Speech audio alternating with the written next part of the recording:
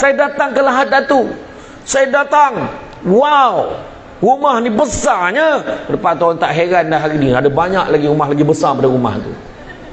Tapi dalam banyak-banyak, airport masih sama. Aku paling seronok airport Lahad Datu. Dia kalau kita pergi KLIA, dia tak misteri sangat. Kita berdebar tunggu, mana beg aku ni? Mana beg aku ni? Ya Allah, mana beg aku ni? Tapi kalau ada tu nampak, dah nampak beg tu. Beg nampak dah beg dah. Seronok. Iya. Gelap pula betul. Saya seronok, pengalaman tak boleh lupa. Tapi yang tak best Lahad Datu ni malam tadi. Habis ceramah, kedai semua dah tutup. Aku puas nak cari mana seafood. Samsul Bak suka seafood. Tak ada siapa pun tanya Samsul Bak suka makan apa. Tak. Saya suka yang kolesterol tinggi-tinggi tu, saya suka itu. Kan? Sementara jam tangan, sementara hebat jam, ada lagi mahal lagi. Jangan risau. Dan begitu juga yang ketiga. Cuba kita tengok pangkat kedudukan pun sementara. Nak berlagak dengan kedudukan kita. Bayangkan dulu kita mengundi, satu kali mengundi 3 Perdana Menteri kita dapat. Nak tunjuk sementara. Tengok hari tu kita punya bangga, tak apalah susah-susah pun, tiba-tiba telur tak ada. Masing-masing risau dengan telur sendiri. Takut yang ada tu pun hilang juga. Tapi yang paling ajaib, bila Perdana Menteri ke-10 angkat sumpah, tiba-tiba telur jadi banyak. Maknanya sementara. Telur boleh ada, kejap tak ada, kejap ada, kejap tak ada. Inilah dunia. Pangkat kedudukan. Itu ketua kampung, tiba-tiba dah bertukar ketua kampung yang lain. Ketua kaum, KK. Betul tak? Bertukar-tukar. Tapi apa peranan kita? Kita kena baik dengan semua. Pilihan raya dah berlalu, cukup. Jangan gaduh-gaduh. Itu yang Nabi nak. Dia nak kita bersatu macam ni. Tak kira siapa. Nak pangkah-pangkah, dah habis pangkah, diam. Jangan ditanya, apa perasaan kau bila dah kalah ni? Jangan tanya. Itu cari pasal namanya. Sudah-sudahlah. Kita sama-sama menjayakan silaturahim sesama kita. Itu yang penting. Seronok saya tengok baju putih. Sebab Nabi suka warna putih. Sebab kalau kita sebut, yang pertama tadi selawat, yang kedua nak bagi Nabi kenal kita, hidupkan sunnah Nabi. Nabi sebut, faman ahya bi sunnati faqad ahabbani, faman ahabbani kana ma'i fil jannah. Dia kata barang siapa yang menghidupkan satu sunnahku, maka dia sayangkan aku, dan siapa sayangkan aku akan bersama-sama dengan aku di dalam syurga. Nabi punya sayang dekat kita. Nabi bagi syarat paling senang sekali. Hidupkan satu sunnah aku. Apa sunnah yang paling senang? Makan.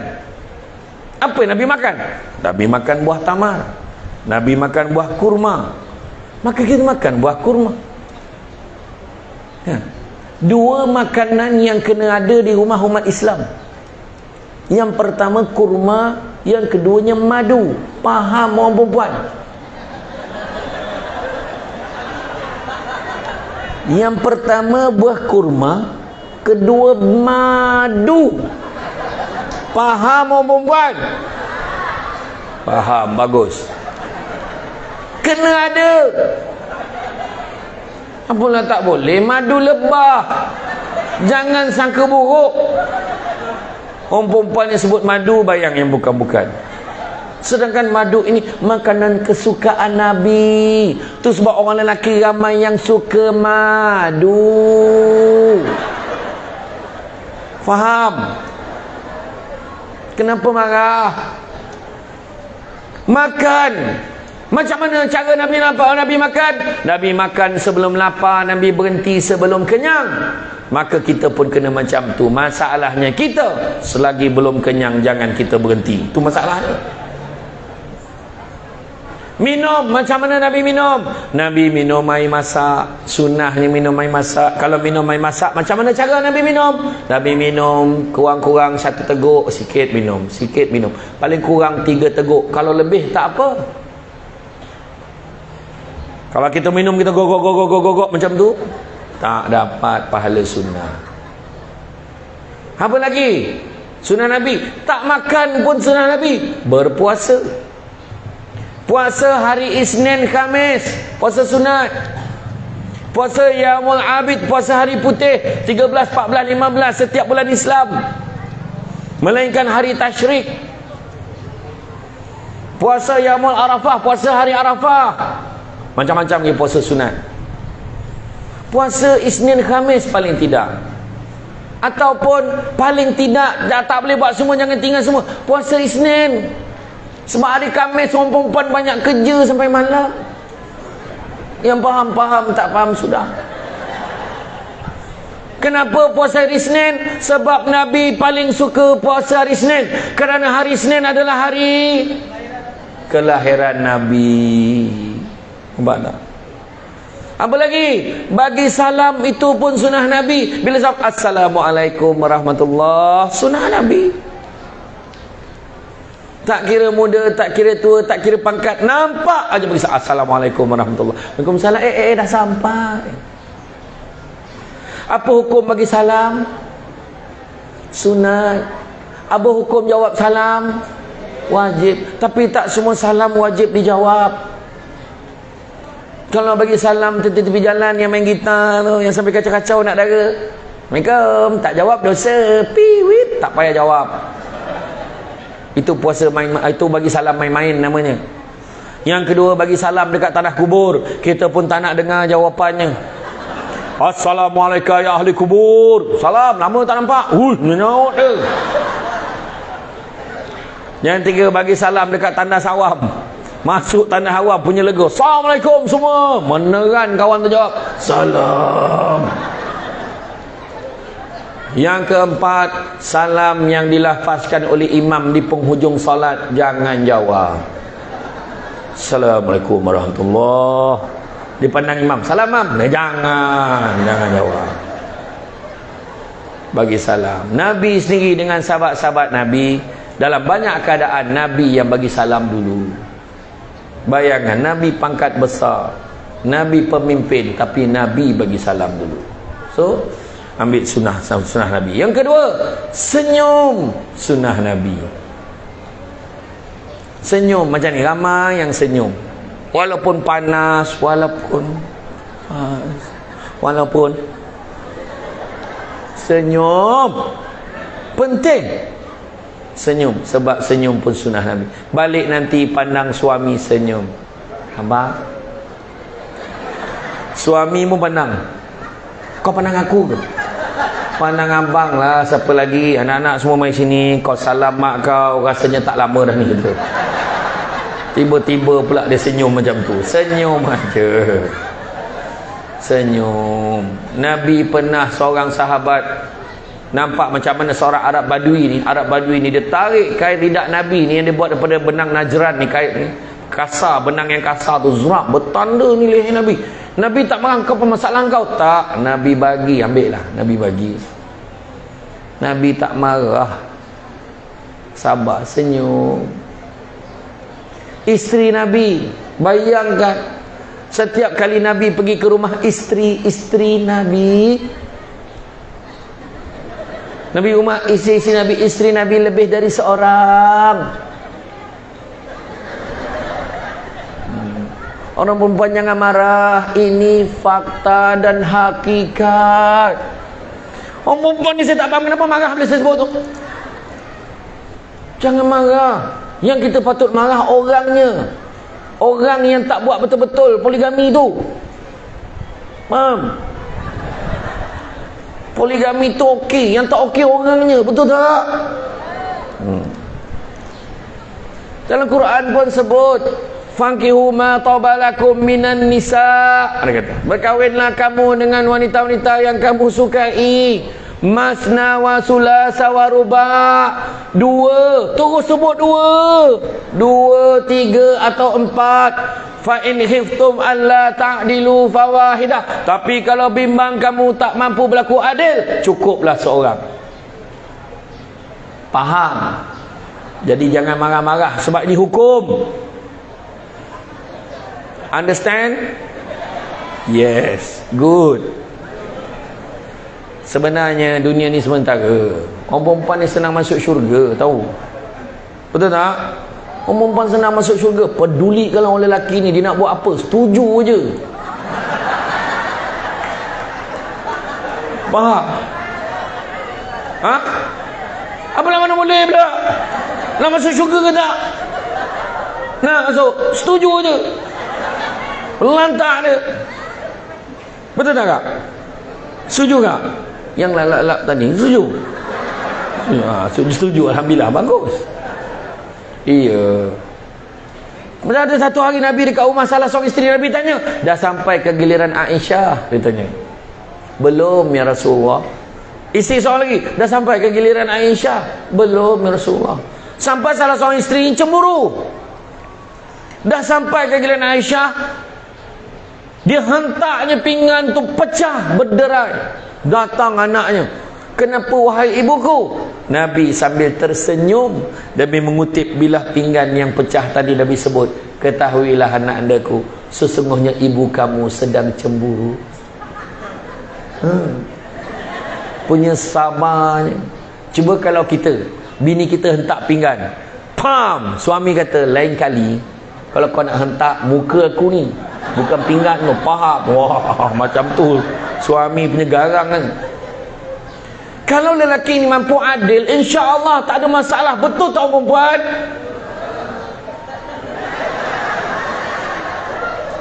Saya dah mula dapat dah tu, masalahnya orang lelaki ni bukannya takut isteri, tapi isterinya menakutkan. Dia nampak aja lembut. Ustaz, ambil gambar boleh? Dengan ni pakai baju putih memang ustaz. Balik rumah, dah daripada pagi berarak berpeluh ni, dia buka tudung dia, rap kembang. Dia pakai baju binatang. Baju kelawar, mula cari habitat dia. Lepas tu mula marah anaknya, pergi mandi. Astagfirullahaladzim. Ya Allah. Satu taman perumahan dengan suara dia, ya Allah. Itulah, tolong jaga. Tengok gelak terbayang. Jaga suami tu elok. Pakai baju ni, cuba ikut peraturan. Pakai baju, contohnya ikut hari. Hari Ahad, pakai baju ikut bentuk badan, walau berapa pun dah bentuknya. Berdiri depan pintu macam ni, tunggu suami. Suami naik motosikal balik terus sampai ke parit. Salah rumah aku ni. Hari Isnin pakai bikini, ikat kain batik ni kat tepi. Hari Selasa pakai jaring, terus dampak ke dalam. Untuk suami peserahnya, hari ni hari apa? Selasa. Kebetulan pula dia berbual ni, hari ni hari apa? Hari Selasa, tak boleh lambat ni. Hari ni jaring ni. Dia dah tahu dah. Hari ni pakai jaring. Iya. Maulah suami balik tersenyum. Ini muka dengan kembang, baju binatang. Asal lembat balik. Nak mati ke? La ilaha illallah. Kadang suami pun tak layan. Ni dah tua-tua ni, saya nak tanya, layan suami dulu ke layan cucu? Cucu cakap tahu tak apa. Adanya layan cucu tu. Lah cucu nenek, lah cucu nenek, lah cucu nenek. Atuk tengok dah pukul 10 dah ni. Alah cucu nenek. Sekali atuknya pun marah. Atuk dia marah masuk dalam bilik. Mengamuk pula atuk kau, tak faham dah lagi. Alah cucu nenek. Atuknya pada dalam bilik ni bagi signal.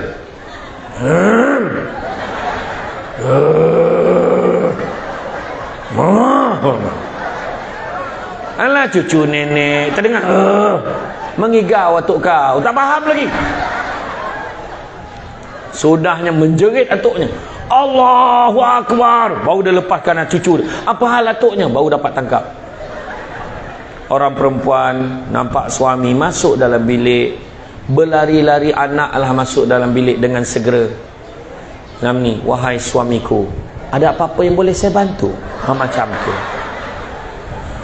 Macam dekat restoran ayam segera yang warna merah, yang ada orang tua rambut putih pakai cermata tu lah, dekat luar tu.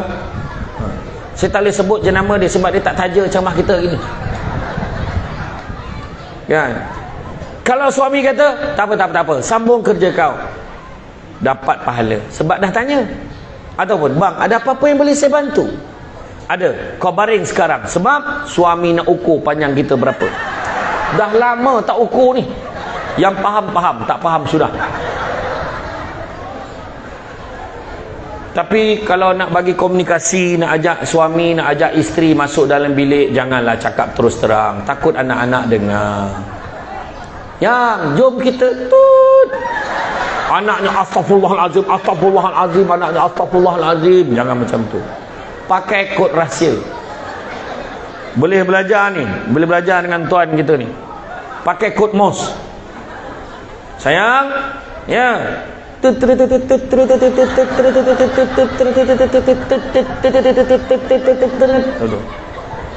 mana dia mengajar. Isteri menjawab terus. Okey. Contoh. Tapi kena tukar-tukar selalu, tak boleh pakai kod yang sama. Sebab pakai kod yang sama takut anak-anak perasan terus. Long, kau tengok Long, lepas ayah cakap terus mak mesti masuk dalam biliknya. Dia tahu. Ya dia ajak apa? Ajak main congkak. Yang sabo mengap macam tu lah, yang faham lah. Ya, jadi senyum. Nabi sendiri pernah satu ketika seorang sahabat tengah seronok bercerita, tapi dia tak sedar bercerita dengan sahabat-sahabat yang lain, dia himpit kaki Nabi, dia tak perasan. Tapi Nabi marah kan, kau nak cerita-cerita lah, kau himpit kaki aku, kenapa? Tak. Nabi tahan dan Nabi senyum. Sebab Nabi tak nak ganggu keseronokan sahabatnya sedang bercerita. Kemudian bila dah habis sahabat ni cerita, Nabi tak sahut, dah habis. Tak. Nabi perlahan-lahan, Nabi tarik kaki Nabi. Nampak tak? Itulah Nabi kita. Kemudian begitu juga, selain pada itu, Nabi juga bersyukur. Nabi duduk dalam selimut bersama dengan isterinya. Isterinya kata, apa dia kata dengan isteri? Wahai isteriku, dia cakap dengan Aisyah, dah ada dalam selimut dah. Sudikah kiranya engkau izinkan aku untuk bersolat sunat barang seketika? Macam tu. Bukan Nabi takut isteri, tapi bahasa puitis. Sudikah kau izinkan aku untuk bersolat barang seketika? Izinkan abang pergi berjuang. Contoh macam tu lah. Kata Aisyah, wahai Rasulullah, tidaklah aku lebih suka kalau kau terus berada di sisiku di dalam selimut ini, tapi pergilah kau ya Rasulullah. Lepas ni kita buat macam tu pula. Wahai isteriku, sudikah kau izinkan aku pergi ke kedai mamak itu barang seketika untuk melayan roti canai barang sekeping 2? Macam tu. Isteri janganlah jawab, pergilah memekak aja, bukan macam tu. Jawab, tidaklah aku lebih gemar kalau kau suamiku berada terus di rumah ini, tapi pergilah kau wahai suamiku. Jangan lama-lama ya, tinda menanti dengan penuh sama. Macam tu baru betul. Ini nak bergaduh saja. Apa lagi? Bersenda gurau. Nabi pun bersenda gurau. Nabi makan dengan sahabat-sahabat, sahabat-sahabat bergurau dengan Nabi. Dia makan ni, bila makan buah tamar, sahabat-sahabat nak bergurau dengan Nabi, dia buat macam mana? Dia makan buah tamar, biji buah tamar tu dia letak dekat pinggan Nabi bila Nabi tak nampak. Bila makan dia letak dekat pinggan Nabi. Macam kita makan sate dengan kawan-kawan, lidi sate tu kita letak kat pinggan kawan kita, konon-kononnya kawan kita makan banyak, kita makan sikit. Rupanya zaman Nabi dulu dah buat dah. Biji buah tamar tu letak kat pinggan Nabi. Nabi panas balik letak kat pinggan Nabi. Sudahnya penuh pinggan Nabi dengan biji buah tamar. Kemudian sahabat tu tegur, ya Rasulullah, banyaknya kau makan ya Rasulullah. Nabi senyum je. Nabi jawab, alhamdulillah, tapi kalian lagi hebat. Dengan biji-biji kalian telan. Sebab tak ada apa pun dekat pinggan orang. Tengok cara Nabi bergurau. Nabi dengan isteri Nabi pun Nabi bergurau. Nabi main lumba lari dengan isteri Nabi. Ada hari Nabi menang, ada hari Nabi bagi, isteri Nabi menang. Hampir mustahil kita boleh terima Nabi kalah. Sebab apa? Sebab Nabi ni orang yang kuat, orang yang perkasa, tangkas. Maknanya Nabi bertolak ansur dengan isterinya. Malam ni cuba buat lumba lari. Lepas tu Nabi main kejar-kejar dalam rumah. Jangan di luar rumah, nanti orang kampung semua nampak. Apa sal ni tuan ketua balai kita? Contoh lah. Contoh. Kan? Main kejar-kejar, jangan main nyorok-nyorok. Dah tua-tua main sorok-sorok. Awak jadi dulu. Orang perempuan pun tutup mata. 1, 2, 3. Tak sempat sampai 10. Bunyi ceret. Bunyi pula ceret ni. Papa dah tumpah dia cakap Allah tutup api dah lap-lap. Tadi nak buat apa lupa pula. Lupa suaminya menyorok dah. Dia tak cari suaminya, dia lupa. Sampai ke petang mana suami aku. Nak kata dia keluar naik apa tadi, keretanya ada lagi, motornya ada lagi, terlupa. Akhirnya jumpa ketua balai Lahad Datuk. Datang cek. Kan sampai bawa anjing pengesan. Rupanya dah keras dalam almari tu. Mati tegak dalam almari. Bininya tak cari-cari. Ya Allahu Akbar. Ni contoh. Nabi bergerak senda dengan isteri Nabi. Nabi kalau minum tu tadi, kau minum dekat mana, kau minum kat sini kan. Aku pun minum kat sini. Dia ikut bekas bibir isterinya. Romantik. Kita pun boleh buat. Tadi kau minum kat sini kan, aku minum kat sini. Ya Allah, bau mulut kau. Pastikan mulutnya gosok gigi dulu. Apalagi Nabi buat macam mana lagi? Nabi dengan isteri Nabi. Ya Allah Akbar. Nabi kalau isterinya nak naik kenderaan, Nabi tadah lutut dengan peha Nabi ni jadi tangga untuk naik kuda, naik unta. Kita orang lelaki kalau nak tadah lutut dengan peha kita ni, kaji dulu kilogram bini kita.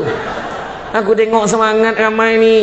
Nanti ya Allah, ya Allah, ya Allah, ya Allah, apa yang kau makan ni timahu, ya Allah. Perak patah pula satu hal, masuk hospital. Ya. Ataupun kita tengok Nabi dengan isteri Nabi macam mana? Nabi dengan isteri Nabi mandi bersama dalam bekas yang sama. Langsung senyap. Tak bunyi dah. Saya ceramah di Simpang Renggam Johor, menyaut makcik tu. Tak muat besen. Siapa suruh kau pakai besen? Memang kau seorang pun dah tak muat. Jumpa imam, mam nak pinjam bekas mandi jenazah tu, tentu-tentu besar. Yang imam berkata jangan lama sangat, malam ni ada orang meninggal ni, jangan. Mandi bersama. Nabi dengan isteri Nabi mandi bersama dalam bekas yang sama, dikatakan tanpa seurat benang tahu. Bila isteri Nabi siramkan pada Nabi, Nabi siramkan pada isteri Nabi. Bila isteri siramkan lagi, dia kata cukup wahai isteriku, habis air ini nanti. Balik nanti buat. Kadang-kadang ada yang cakap, tak, dekat dalam bilik air pun tak payah. Tak payah bekas, dekat shower pun tak. Balik nanti kalau suami kata, Assalamualaikum. Mana pula isteri aku ni? Assalamualaikum. Assalamualaikum. Sayup dia bunyi ni. Salam dalam bilik air. Macam tu. Ada macam-macam sebut. Tak kedaya menengoknya. Siapa suruh tengok? Mandi malam, tutup lampu. Agak-agak aja. Mana pula ni? Abang? Abang? Mana pula tak ada? Buka lampu dah terbaring orang tu terperanjat. Mandi sama-sama. Ya, betul. Nabi pun bersenda gurau. Apa lagi? Bersedekah. Nabi sedekah. Nabi pernah baju baru Nabi. Cantik baju kau Rasulullah, bagilah ke aku baju baru. Nabi terus masuk dalam tukar baju lain. Nabi bagi baju baru tu. Baju kedua ada yang nak, Nabi pakai baju ketiga, bagi baju kedua. Baju ketiga tu pun nak, Nabi pakai baju keempat, bagi baju ketiga, dan Nabi tahan. Cukup, Nabi kata, ini sahaja yang aku ada. Sampai tahap tu Nabi bersedekah. Begitu juga Nabi bersilaturahim. Kita pun kena jaga silaturahim. Nabi sebut tidak ada dosa yang lebih berhak Allah segerakan seksanya di atas dunia dan simpan seksanya di akhirat, iaitu dosa menderhaka kepada kedua ibu bapa dan juga dosa memutuskan silaturahim. Jangan sekali-kali. Jaga hubungan tersatu dengan yang lain. Kalau orang tu buat jahat dengan kita, dengkikan kita, menjatuhkan kita, memburuk-burukkan kita, Nabi ajar bencikanlah perbuatannya, bukan bencikan orangnya. Itu Nabi ajar. Ya. Kemudian begitu juga dari segi sabar. Sabar banyak-banyak dalam hidup kita. Cantik dipandang bulan mengambang, bulan mengambang torang di awan. Kalau dah hidup namanya orang, takkan lari daripada ujian dan dugaan. Sabar banyak-banyak. Begitu juga jaga solat. Begitu juga sayang yang Nabi sayang. Nabi ajar kita sayang anak yatim, sayang fakir miskin. Maka kita sayang anak yatim dan sayang fakir miskin. Bantulah mereka memerlukan.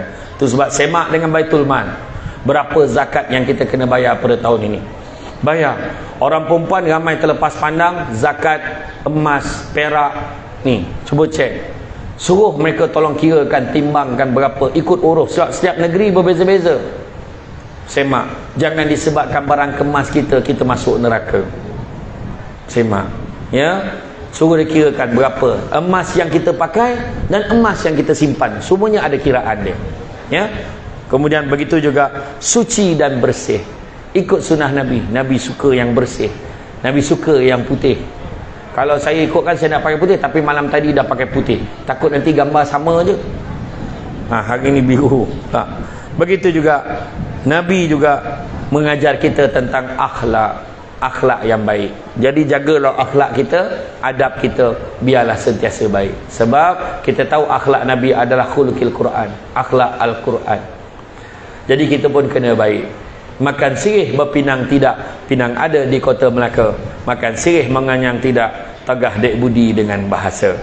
Kalau mencari pokok berbuah, pucuknya lebat, dahan berdaun. Kalau nak jadi insan bertuah, duduknya beradab, tegaknya bersantun. Jadi biarlah kita jadi manusia yang Islam, yang benar-benar Islam, yang mengamalkan adab di dalam kehidupan.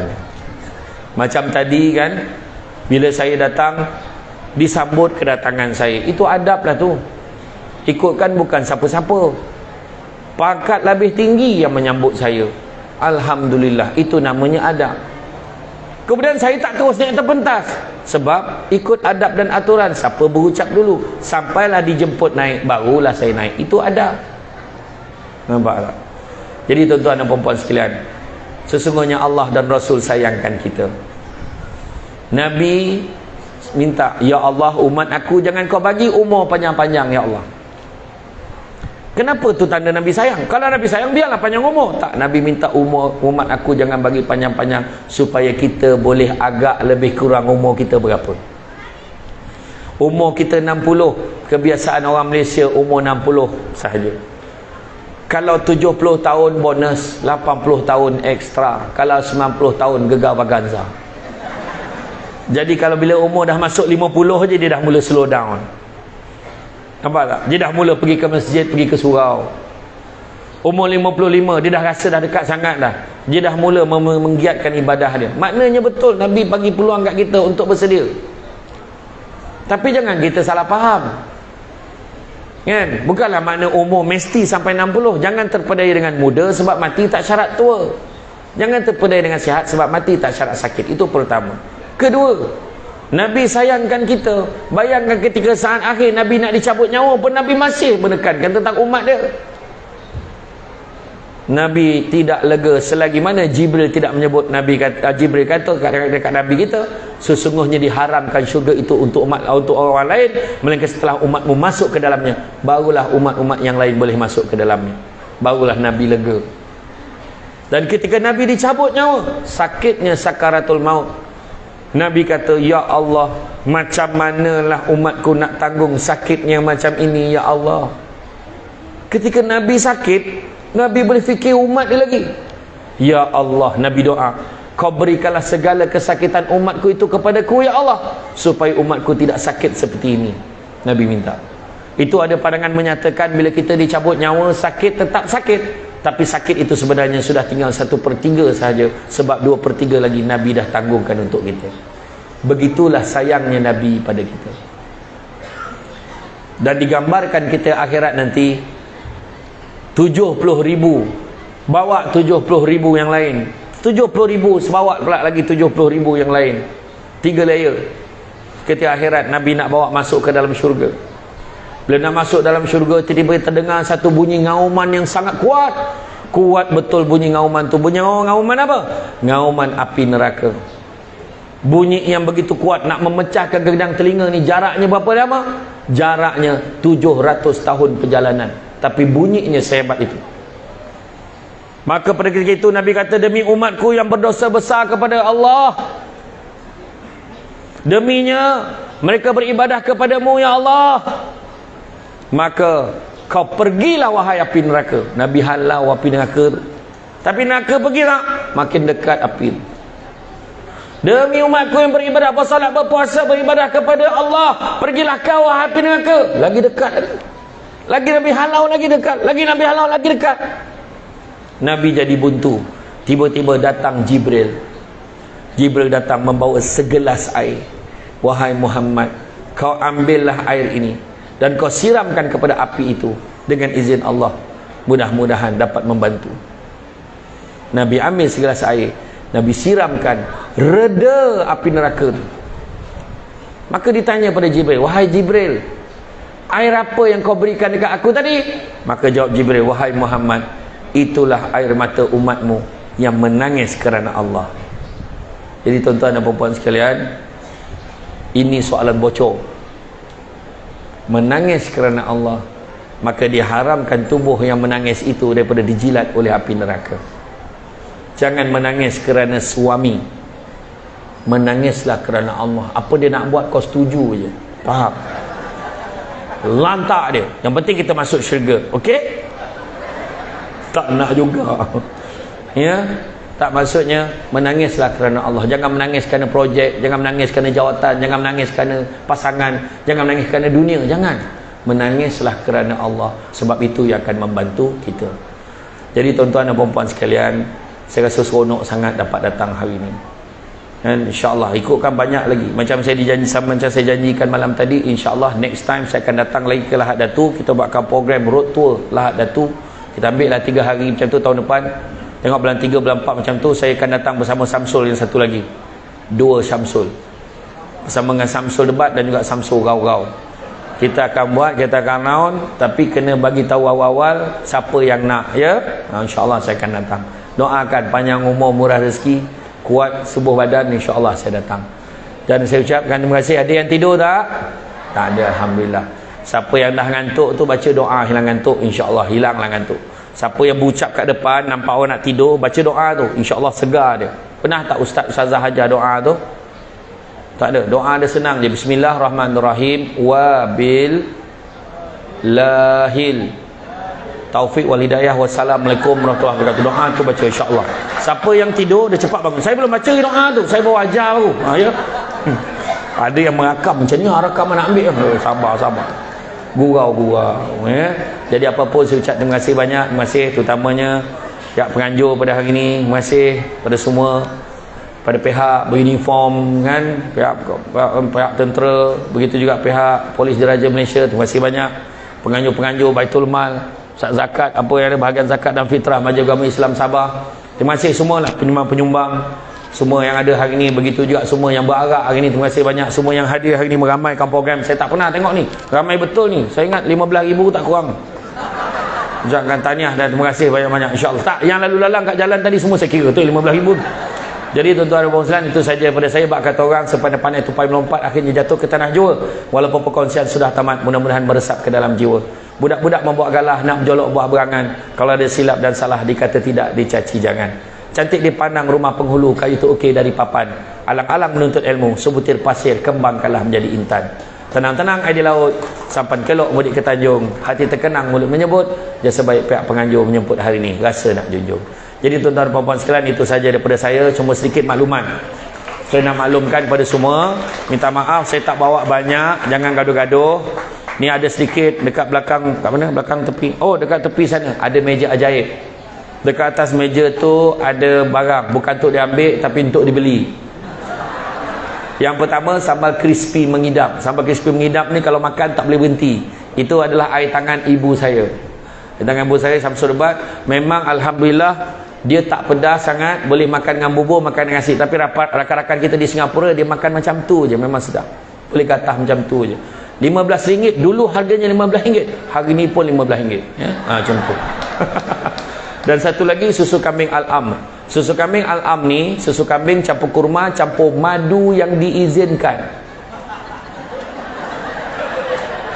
Maknanya madu lebah lah. Yang pertama, dia tak ada bau, sebab dia tak pakai kambing Lahad Datu. Tak.